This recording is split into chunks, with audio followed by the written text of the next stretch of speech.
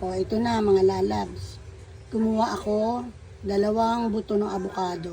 Yan ang binabad ko dito sa langis o olive oil and alcohol. Kung gusto nyo gumawa, pwede rin alcohol lang o ayaw nyo naman na may langis. Kung gusto nyo naman langis lang, pwede rin po. At nilagay ko dito sa sprayer ng alcohol na ginamit ko. Naubos yung kanyang laman, dyan ko lang nilagay para madali siyang spray. Ayan. Pwede nyo spray sa masakit na likod, masakit, basta kung ano yung parte na masakit sa katawan ninyo.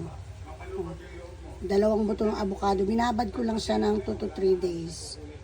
Ayan. Tapos, pag bago nyo ipahid, kalog-kalogin nyo siya, pwede naman. Basta ito, pinaghalo kong langis at alcohol po.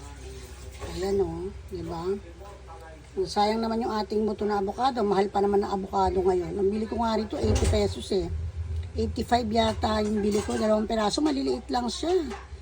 Tapos yung buto, ayan, may pakinabang naman pala yung buto nito. Kaya kung kayo bibili, wag niyo itapon yung buto mga lalabs. Pwedeng siyang gawing pampahid sa mga masasakit na kamay, likod, pa kung saan may mga masasakit na bahagi ng katawan ninyo. Pwede. Oh. See, gawa kayo niyan. Thank you for watching. Bye.